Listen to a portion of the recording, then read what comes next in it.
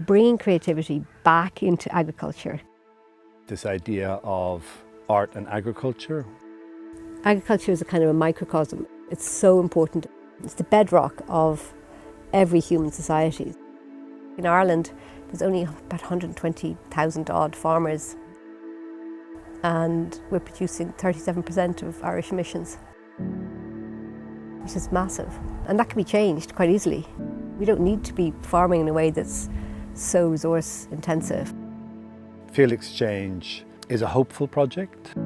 The core platform endeavours to bring people together in a hopeful, generous setting, supporting people to produce meaningful change, basically. A sort of a rethinking of agriculture, a rethinking of the agricultural system. I'd like to welcome all our guests, friends, neighbours, collaborators. It is just a delight to have you here today. We came together on this idea of the exchange table, where farmers would meet artists, would meet experts, would meet members of the general public. And we need to think outside the box. That's my message, really. It's about community, it's about knowledge, it's about things that we don't even yet imagine.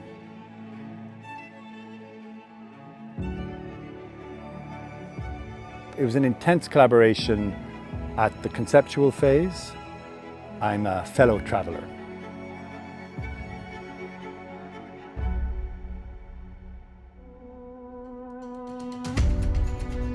When people see how it can be done, the different kind of farming that can happen, and it will make farming so exciting that a lot of people that will be willing to diversify. There are 4 different crops. These 4 crops, framed by the potato ridges, model a kind of farming that's thinking about the future as well as reflecting on the past. This is model plot. So as you can see, we have 2 distinct kinds of crops growing here. One is the potato. This is the phacelia. It's so gorgeous. The bees absolutely love it. Well, corn work is fundamentally about production. You know, corn work centres on this idea of the individual is subsumed into a sort of a collective in that work. They are sort of like, you could think of it as cogs in a wheel, in a productive system. This wheel keeps turning a little bit as the wheels of agricultural production are ceaselessly turning. Somewhere along the way, I think we must have lost it. That deep connection with our landscape and wanting to mind the landscape. There's a real energy around wanting to find out more about that. Today was great. The idea was to have a bit of crack and a bit of banter and, you know, a bit of laughter, because that keeps the energy up, like. I mean, there's all kinds of people here today. It really is. And yeah, the buzz is great. Everybody just wants to be here, wants to learn, wants to help.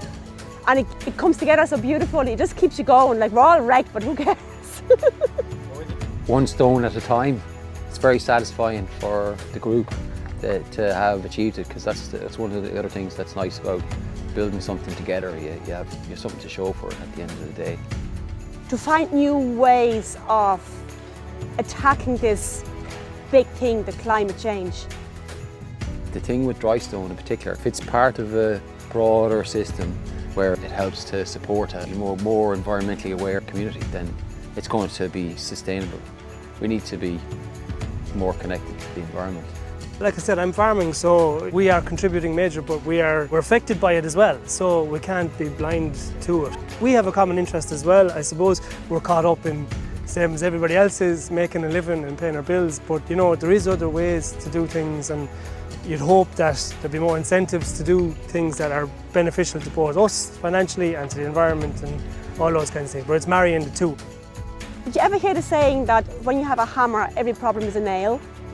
I think what she's doing here is opening it up to spanners and scissors and mallets, not just hammers. Farmers and people who manage the land lost the concept of where they got soil fertility from, how you made soil fertile through crop rotations, through understanding the sort of ecological processes. And It became cheap and easy to make soil fertile just by buying a bag and putting it on the land. So, and our agriculture then developed very much along those lines. And now, with the crises we face, the climate crisis, the oil crisis, all of those are going to come to bear on that whole industry. That's why when I talk about regenerative agriculture, I'm meaning it's looking at the soil again and seeing where will that soil, how do we recreate the skill and the knowledge to bring that soil fertility back by the cropping systems, by the trees, the plants and animals that we use. My instinct here would be to, go in, this is lovely soil, and it's going to have there's a good stand of oak and there's cherry and there's other stuff in it.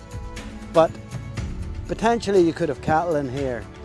What I would do first of all is go and start taking out think of a final crop of trees you're going to have here. Valuable trees, mark them, and then go in and start thinning out stuff around them. And then get animals. I mean, that farm I talked to you about, Jane Shackleton's farm in Cavan, where you saw the belted Galloway cows in, they went into stuff like this, and in a couple of years they've cleared that.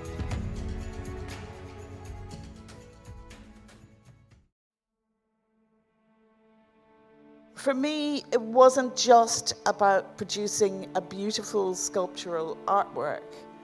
It wasn't just about the aesthetic. It was about telling the whole story of how climate change is affecting us and what are the plants that might offer one of the strategies for sustainable animal farming in the future. We're here for the final gathering and the harvest feast to mark the end of this remarkable programme of exchanges, discussions and knowledge sharing that took place over the summer. Field Exchange provided a non-pressured, positive space for people to discuss and collaborate on the urgent issues of climate change and biodiversity loss in Irish agriculture. Projects like Field Exchange, which bring together artists and, as described, experts, farmers and the public. Who knows what will come out of that and how that can tackle this crisis of the imagination and of culture which climate change points to. Everybody wants to be able to do the right thing, and we don't necessarily know what it is. And very often it starts planting with a tree or putting out some wildflower and actually seeing wildlife come back in, nature coming back into your life. We've been asking participants, do the arts and creative community have a role to play in addressing climate change? And we found like the resounding answer to that is yes. This is doable. We can transform our society. We can make Ireland a star of agriculture that is done in a nature-friendly, low-carbon way, that is just and produces nutritious, diverse food. As a scientist and a researcher, you want to prove that something will work. But coming here and give me sort of another perspective on trees in the countryside, just they're linked to the past, they're linked to heritage, and they're linked to people and their communities. In other words, there's more to trees than just simply the science. The methodology was to provide a safe, respectful place, feed people really well, walk them through my farm, which is, we're very lucky, it's in a beautiful part of the countryside on Lough Derg, and down to Model Plot, which has the artwork by Deirdre, which incorporates an awful lot of what our ideas were about. So it's about looking to the future for really useful nitrogen-fixing protein crops. It's about an artwork which changes over the seasons, and you can see people were changing their minds as they stood and looked at it and listened. I feel a bit overwhelmed that everybody is so, gentle and everything about this great work you have embarked on. And it's so important, and one would not expect it. Agriculture is a big ship, and big ships are very hard to turn around. And it is the case, of course, like with any change, that it takes small steps and individuals to start inspiring others. But these are small steps, and it also needs leadership. Joining art with agriculture has helped participants develop creative approaches to these challenges by sharing knowledge and building consensus. Eating local, seasonal food together helped to develop community and warmth and enabled conversation to flow. I am very aware of how difficult these types of conversations can be, but field exchange has created this incredible warm environment and gentle atmosphere to tackle this conversation through art and creativity. We've learned a lot by doing these projects, and I feel a mixture of kind of feeling a bit sad that this is the last one, but also very optimistic. And we have the privilege of seeing all these 15 pilots, and the farmer-led projects to me are the most interesting.